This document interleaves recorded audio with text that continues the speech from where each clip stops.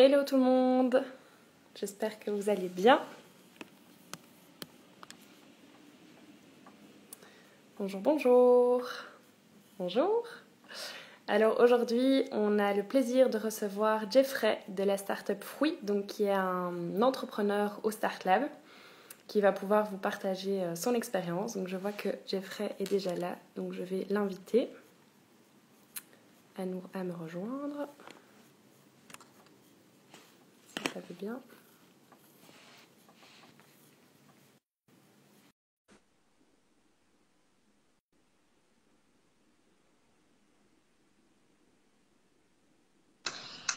Hello Hello, Jeffrey, ça bonjour. va? Ça va bien et toi? Ça va, finalement c'est facile hein, les lives. Mais ouais, première fois que j'en fais un, donc ouais, c'est pas trop dur. T'es au Start Lab là? Ouais, tu Ouais. vois le beau pot de fleurs. Je reconnais la pièce. Alors, ça va? Comment tu vas? Ben ça va, pas mal de choses dans tous les sens avec le crowdfunding et tout le reste du travail, mais ça va bien, ça avance bien, donc on est content. Un peu fatigué mais content. J'imagine. Tu vas avoir l'occasion de nous parler de ton crowdfunding juste après. Mais peut-être avant que tu m'en dises plus là-dessus, est-ce que tu pourrais d'abord, enfin, je vais d'abord introduire en fait. Donc, Jeffrey, tu es un des deux cofondateurs de la startup Fruit, donc qui est une startup qui propose des boissons bio qui sont saines, très faibles en sucre, naturelles et sans théine. Voilà, je vois que tu proposes très bien, que tu vends très bien ton produit. Mais peut-être avant de dire plus sur ton projet entrepreneurial, est-ce que tu pourrais un peu te présenter, nous dire un peu qui tu es, ton parcours avant l'aventure Fruit et aussi comment tu as rencontré Laurent, donc, qui est l'autre cofondateur de la startup. Oui, bien sûr. Mais du coup, donc Jeffrey Delronge, j'ai 25 ans, j'ai étudié ici à Solvay.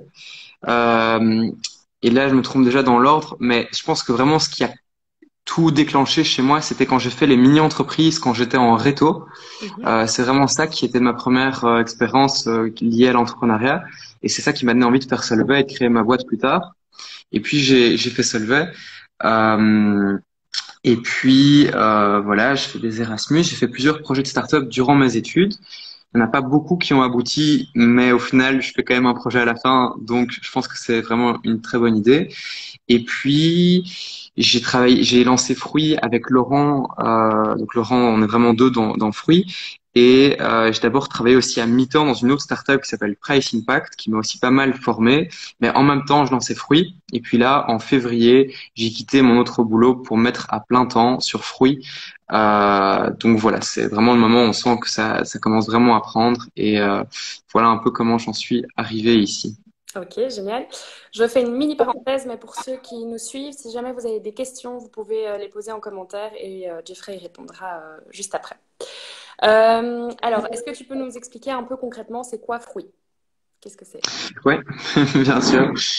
Donc en fait, avec Laurent, on remarquait vraiment qu'il y avait un problème sur le marché, donc enfin dans le marché, un problème vraiment sur les boissons. Donc ou bien on avait des boissons qui étaient très bonnes en goût, qui nous donnaient vraiment envie, mais une fois qu'on les buvait, ben, on voyait l'étiquette et c'était vraiment pas du tout sain, comme des Oasis, des Coca, des trucs comme ça. Ou bien, donc il y avait des boissons qui étaient bonnes mais pas saines, ou bien il y avait des boissons qui étaient saines, qui étaient déjà connues, je vais pas citer de nom, mais voilà, Laurent et moi, ça nous faisait pas vraiment kiffer énormément, on trouvait que c'était pas hyper bon non plus, et ça donnait pas envie, et du coup on s'est dit, bah, est-ce qu'on peut pas faire une boisson qui a vraiment le meilleur des deux mondes, qui soit à la fois saine, à la fois super bonne, dont on a envie, euh, qui en même temps est une éthique irréprochable. Et du coup, c'est là qu'on a vraiment décidé de lancer Fruit parce que c'est donc Fruit, c'est bio. Il y a aucun additif, pas de colorant, pas de conservateur, rien du tout. Et on voulait aussi vraiment être hyper positif avec l'image pour un peu faire sourire les gens, triper et enfin entre nous et voilà, donner le sourire, quoi. Et du coup, c'est une boisson qui est destinée principalement pour les enfants ou pas que, c'est pour tout le monde. C'est quoi votre public cible? C'est pas du tout que pour les enfants. Donc en fait, nous, ce qu'on dit, c'est qu'on est vraiment une boisson familiale, mais donc vraiment au sens strict, donc pour tous les membres de la famille. Donc enfin, on espère plaire aux enfants, mais aussi aux jeunes, ben, comme toi et moi, aux parents, enfin disons de 40 ans aussi, et aux grands-parents. En tout cas, en termes de goût, ça plaît à tous les âges. Et donc nous, c'est vraiment les familles. Donc dès qu'il y a voilà, pas une personne qui vit tout seul, pas une personne qui vit juste en couple, mais vraiment dès qu'il y a au moins un enfant, mais de n'importe quel âge, c'est dans notre public cible. Ok, super. Est-ce que tu sais un peu m'expliquer? Donc, tu disais que tu travaillais pour Price Impact avant, donc qui était une autre startup. Toi, pour lancer ta startup, donc avec Laurent, souvent il y a beaucoup de jeunes qui nous disent oui, mais je ne sais pas par où commencer, je ne sais pas quelles sont les premières étapes, etc. Vous, c'était quoi vos premières étapes? Comment est-ce que vous avez vraiment démarré l'aventure entrepreneuriale et enfin, ouais, comment est-ce que vous avez démarré? Et déjà, on a bénéficié d'un support d'un partenaire assez incroyable qui s'appelle le Start Lab, qui est pas mal. Donc honnêtement, hein, je dis pas ça pour pour faire le lèche-botte, mais je pense que ça aide vraiment beaucoup d'être encadré pour avoir une structure. Ça nous force un peu. Des fois, on a des coups de pied au cul. On a un peu voilà une liste de devoirs qu'il faut faire pour avancer. Donc ça, franchement, ça aide beaucoup. Puis nous, on a vraiment été assez lean, donc on a fait énormément de tests. Des fois, du coup, ça nous a un peu retardé, mais voilà, on regrette pas parce qu'on pense qu'on est sur des bons rails maintenant. Mais donc, vraiment au tout début, on voulait tester l'idée. Donc l'idée, enfin, on se disait, ok, bon, on veut faire une boisson plus saine et bonne. Comment on fait? Donc là, il y a d'abord recherche vraiment, mais de recettes quoi. Donc et là on est arrivé à trouver infusion de fruits et de plantes avec du jus.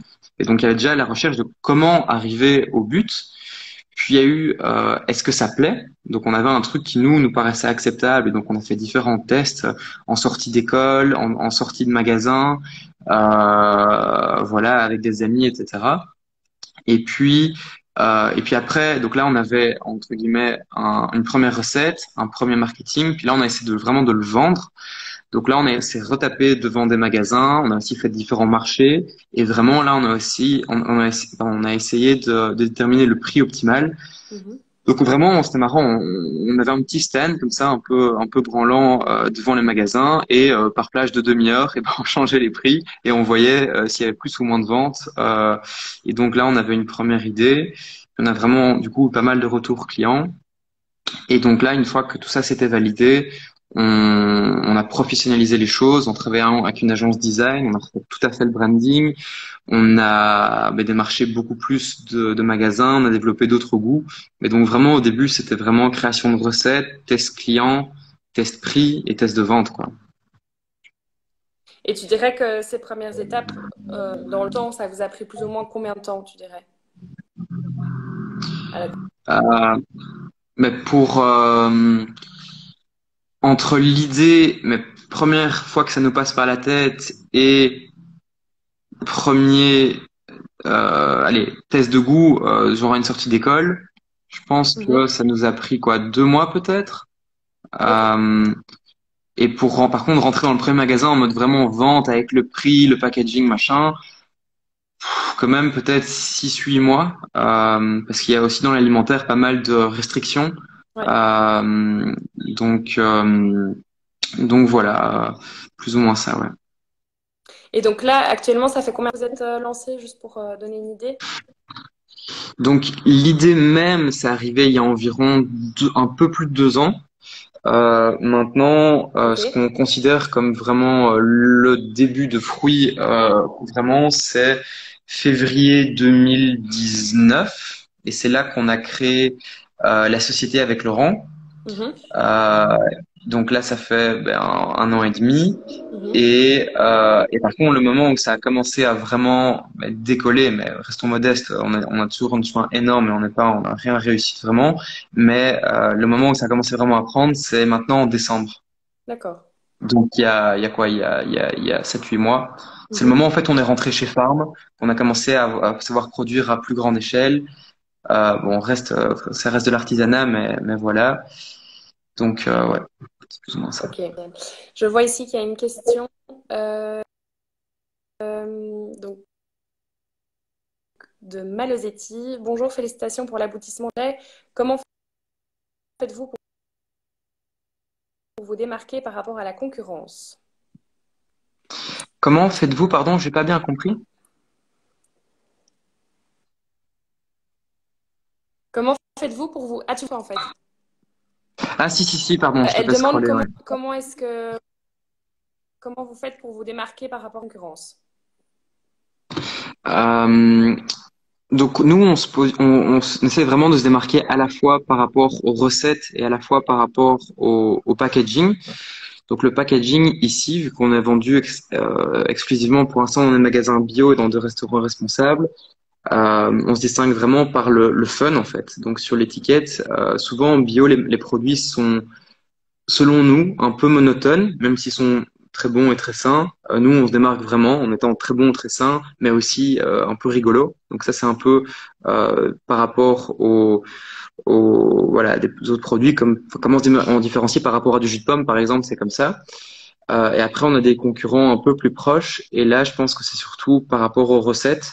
Nous, on a essayé de faire des recettes qui était un peu qui pouvait plaire à un large public avec des goûts un peu plus mainstream, par exemple fruits rouges, pêche, hibiscus et citron, alors que il y a d'autres marques qui ont des goûts un peu plus atypiques et un peu plus niche. Donc nous voilà, c'est un peu comme ça par rapport aux compétiteurs directs et par rapport aux compétiteurs un peu au sens large, parce qu'au final on a toujours quand on a soif, on pourrait prendre un jus mais n'importe quoi d'autre. Donc on a en soi la concurrence est énorme et là c'est plutôt vis-à-vis du packaging. Ouais.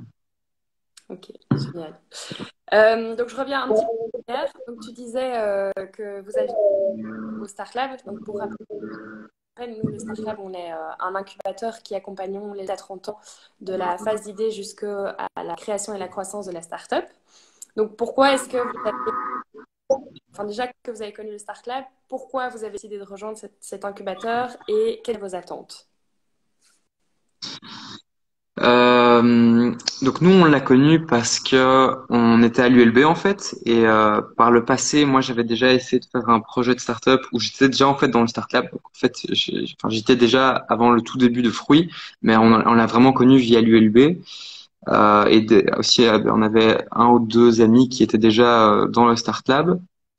Euh, et vraiment, c'est pour la structure, je pense qu'on a décidé de le rejoindre. De nouveau, je pense vraiment que c'est intéressant, quoi, avoir un avis externe qui te dit ce qui est bien, ce qui est pas bien, ce qui a été, enfin un test, allez, comment dire, bien mené. Donc là où on peut vraiment prendre les résultats comme acquis, et les fois juste le test est mal fait et l'entrepreneur se dit ok c'est validé, et en fait pas du tout quoi. Donc avoir ce genre de feedback, je pense que c'est super intéressant.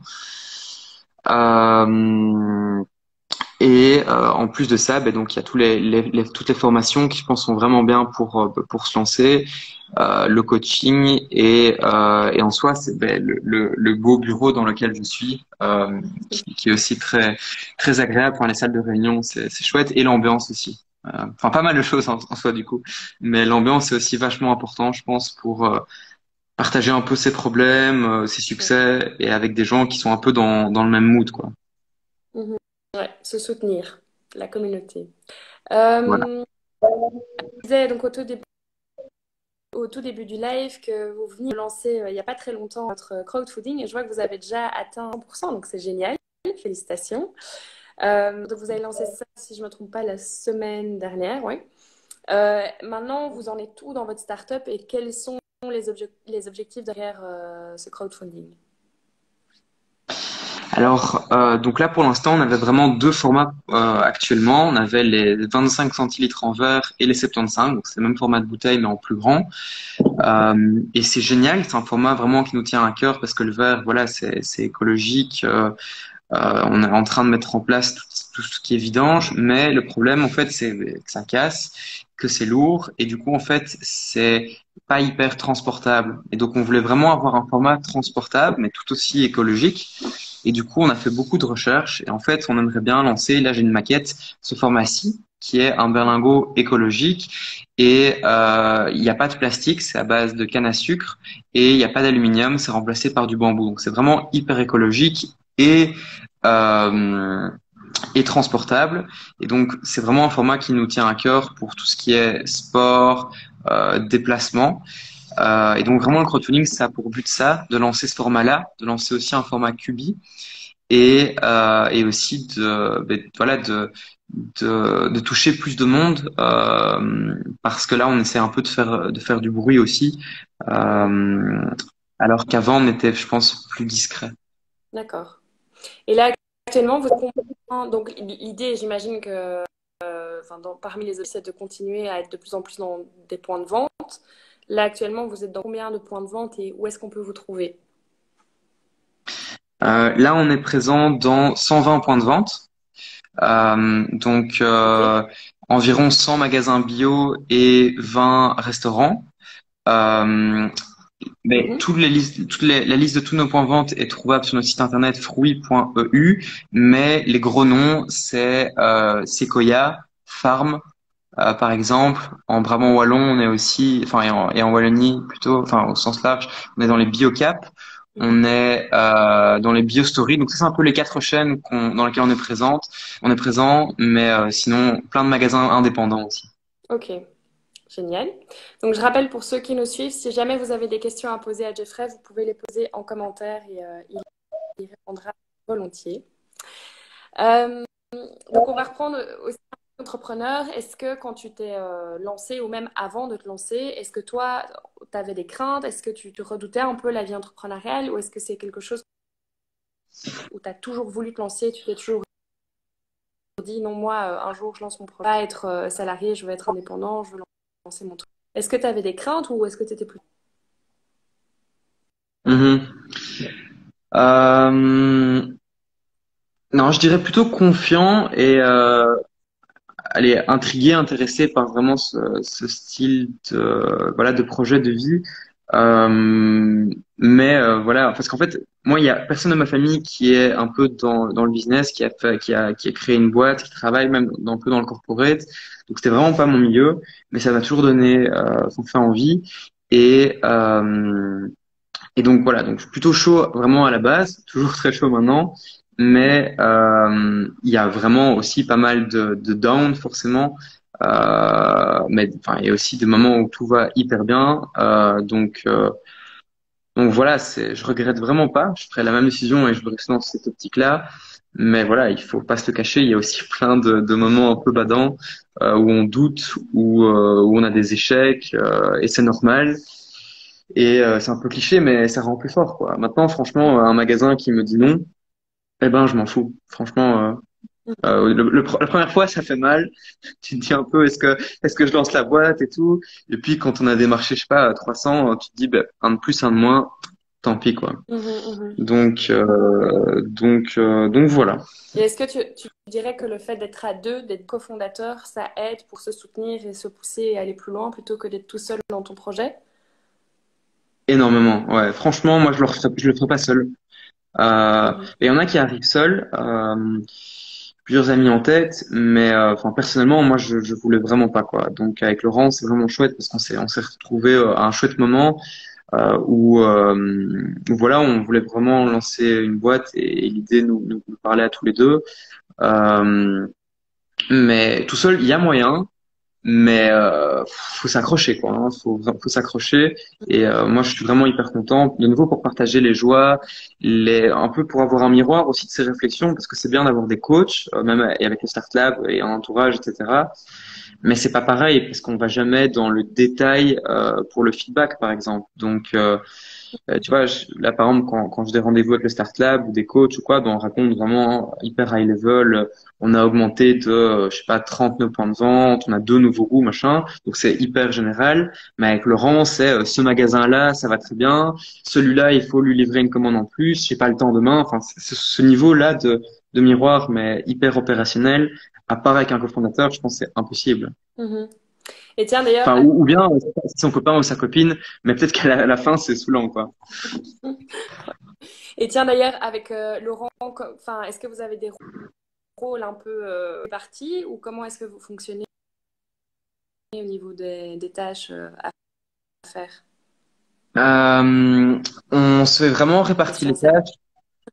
Euh, on s'est vraiment réparti les tâches, même s'il y a une partie qui reste un peu enfin, où on fait un peu tous les deux tout. Mais les grosses répartitions, c'est que tout ce qui est marketing et vente de grands comptes, donc par exemple négocier avec, je sais pas, Sequoia, ça c'est Laurent. Mhm. Et la communication, c'est donc marketing, vente et communication. Et tout ce qui est vraiment supply chain, mais donc du développement de goût à l'approvisionnement, enfin, à la discussion avec les fournisseurs, ça c'est moi. Et la finance aussi, c'est plutôt moi, même si ça on fait à deux. Et puis tout le reste, on fait plutôt à deux. Donc on s'est réparti les gros points. Et pour tout le reste, un peu, voilà, c'est plutôt à deux. Tout ce qui est stratégique, forcément, c'est des décisions qui se prennent à deux. Voilà. Ok, super. Une petite... être entrepreneur, c'est quoi? Euh, euh, je dirais, mais je dirais, enfin, il y a, qu'est-ce que c'est pour moi aller sur définition, et puis il y a aussi concrètement, c'est quoi la vie derrière. Mais en définition, je dirais que c'est quelqu'un qui lance un nouveau projet, euh, entre guillemets, sans aucune base. Donc pour moi, il y a quand même un petit côté innovant et un côté où c'est pas juste, je sais pas, lancer un nouveau produit qu'on a déjà bien établi dans le business. Et concrètement derrière, pour moi, c'est vraiment, en fait, je trouve qu'il y a beaucoup de mise en commun et allez, ouais, de mettre les choses en lien. Donc, par exemple, au final, il y a une grande partie de ma journée, c'est ben, j'envoie des mails, je téléphone, j'essaye. Ben, allez, au final, moi, je fais une boisson, donc j'achète des ingrédients là, je des ingrédients là, là, là, et puis au final, je fais une boisson que je vends. Mais du coup, je mets, allez, si je prends vraiment du recul, on met en relation les composants de chaque matière première séparément avec des clients finaux en passant par les magasins, quoi. Donc, enfin, nous, c'est vraiment faire un tout cohérent de plein de choses séparées en fait. Pour moi, c'est vraiment ça la réalité derrière. Et, euh, et voilà. Et je pense qu'il y a aussi pas mal de passion quand on fait quelque chose. Mais du coup, passion dans le positif comme dans le négatif. Tout va bien, mais des fois tout va mal. Euh, et je pense des fois c'est un peu difficile aussi de séparer sa vie privée de la vie professionnelle. Parce que ben voilà, quand on s'envoie un WhatsApp avec Laurent, et ben c'est bossé quoi. Encore une fois, moi je pense vraiment un chemin qui me correspond parce que de nouveau, comparé à d'autres personnes qui ont pris un parcours plus classique, moi je me sens vraiment hyper impliqué et plus que la majorité de mes potes. Donc ça c'est pas du tout pour tout le monde, je pense, mais si c'est notre trip, je trouve que c'est vraiment génial, quoi. Mhm. Super. Euh, on va revenir un peu sur... donc, tu disais que maintenant, vous étiez dans 200 points de vente, donc par rapport que ça fonctionne bien, que vous avez réussi à bien trouver votre public cible, etc. Est-ce que tu sais nous parler un peu plus de la stratégie que vous avez mis en place par rapport au marketing et à la vente? Et est-ce que tu aurais des conseils à donner par rapport à ça? Euh, mais je pense que c'est bien d'avoir une chouette stratégie élaborée à l'avance. Mais par exemple, pour la vente, en tout cas pour le début, je sais pas, c'est bizarre à dire, mais moi je conseillerais juste de bourriner tout ce qui bouge, quoi. C'est un peu comme ça qu'on a fait, donc je sais pas, on savait pas trop où commencer, et du coup c'est juste tester, quoi. Donc on venait à l'improviste dans le magasin bio là, là, là, le restaurant, on a testé des retail, enfin genre on a appris un peu ce qui venait et on a vu là où ça mordait et c'est ça qui nous a conforté sur vraiment nos points de vente phares. Et je pense que vraiment la vente, le mieux c'est de tester. Mais donc tester, c'est vraiment ouais, enfin un peu bourriné quoi, hein, honnêtement pour ça. Euh, et puis une fois qu'on voit là où ça mord plus, ben là commencer vraiment à rationaliser et à plus aller que dans cette direction-là. C'est un peu, je pense, la stratégie de vente, mais enfin, comment y arriver concrètement. Et pour le marketing, mais je pense que c'est hyper important de vraiment connaître ses clients, parce que une fois qu'on connaît ses clients, bah, après le marketing, bah, enfin, nous, ce qu'on essaie de faire, c'est trouver tous les moyens possibles pour les atteindre. Euh, mais donc la base, c'est vraiment de connaître ses clients et donc de les rencontrer, de leur poser des questions, etc., quoi. Très bien, merci. Si tu devais dire, enfin, jusqu'à présent, une de tes plus grandes fiertés dans l'aventure Fruit, ce serait quoi? Euh, mais je suis vraiment content mais d'avoir réussi à motiver des gens en fait. Que ce soit par exemple Alice qui fait un stage chez nous, donc l'avoir convaincu que Fruit c'est stylé, qu'on sait vraiment de changer les choses. Laurent, qu'on soit mis d'accord pour vraiment lancer ça ensemble, les magasins, enfin c'est vraiment un peu avoir réussi à convaincre les gens sur un concept, mais donc que ce soit les magasins, les partenaires, les associés, les stagiaires, je trouve vraiment ça c'est super. Euh, Parce que ça veut dire qu'on voilà des gens y croient. Ça franchement ça fait vraiment plaisir. Et puis aussi de rentrer dans des enseignes qui nous tiennent à cœur, comme par exemple Farm, Sequoia. Enfin forcément je connaissais d'avant et c'est chouette vraiment d'aller dans un magasin et de voir ces produits. Ça fait plaisir quoi. Mhm, j'imagine. Alors que la vie d'entrepreneur, c'est parfois des hauts, des bas, enfin, et j'imagine que du coup, il y a parfois un peu drôle ou pas drôle, je sais pas, qui arrive. Est-ce que tu auras une anecdote drôle ou pas drôle à nous raconter qui t'est arrivée à toi ou à Laurent? Ouais, ouais. Mais j'ai deux histoires en tête là. Il y en a une, c'était on faisait une dégustation parce que nous vraiment la dégustation c'est ce qui permet de parler aux clients pour la première fois dans un magasin et leur dire qu'il y a un produit qu'ils aiment dans leur magasin de quartier par exemple. Euh, donc on faisait une dégustation et en fait il y avait Laurent et Cyril, notre ancienne stagiaire, qui étaient dans la voiture en train de découper les étiquettes et de mettre les lichettes parce que c'était au tout début, on n'avait pas encore d'étiqueteuse. Et Mhm. donc moi je faisais genre au stand avec les trois bouteilles qu'on avait déjà étiquetées, que tout allait bien, que tout était pro. Et puis eux ils arrivaient petit à petit avec des nouvelles bouteilles qu'ils étaient en train d'étiqueter juste devant dans la voiture garée quoi. Donc ça, c'est un peu, mais un peu comme on dit, le fake it till you make it, c'est clairement ça, quoi. Mhm. Donc ça me fait chaque fois sourire. Et, euh, et sinon aussi, ça c'est un peu moins marrant, mais donc quand moi j'avais mon autre boulot avant et Laurent, le sien, des fois on finissait notre journée donc pour ces boulots-là, je sais pas moi, à 6-7 heures, et puis on allait produire des fois jusqu'à 2 heures du mat, et puis le lendemain on allait encore taffer pour de nouveau notre boulot, quoi. Donc, Mhm. voilà, ça c'est aussi un peu une question, je pense, importante à se poser, c'est est-ce qu'il faut un mi-temps, est-ce qu'il faut se payer, si on n'a pas les moyens, etc. Honnêtement, sur ça, moi je pense que si on va clairement beaucoup plus vite, on est beaucoup plus motivé s'il n'y a pas de travail à côté. Après, s'il n'y a pas d'autres moyens parce que financièrement c'est pas possible, je pense que c'est une très belle option d'avoir un travail à côté en mi-temps, quoi. Mhm. Mais si c'est pas obligatoire financièrement, je le ferai pas parce que je pense que c'est au final une perte de temps et une perte de motivation parce que vraiment c'est rude quoi. Mais de nouveau financièrement ça permet, c'est grâce à ça qu'on a pu arriver jusque là sans trop de soucis financiers. On a pris un peu plus de temps, mais voilà, on n'était pas en stress à la fin du mois. Est-ce qu'on va manger ou pas? Ça allait quoi. Mhm. Ouais, non, c'est clair que comme tu dis, il faut s'accrocher. Enfin, à la vie d'entrepreneur, il faut s'accrocher, mais quand tu es motivé, il n'y a pas de raison que ça n'aille pas. Et du coup, ma dernière question, terminée, est-ce que tu aurais un conseil à un jeune ou une jeune qui a envie de se lancer dans l'entrepreneuriat? Qu'est-ce que tu lui dirais? Euh, oui, je dirais.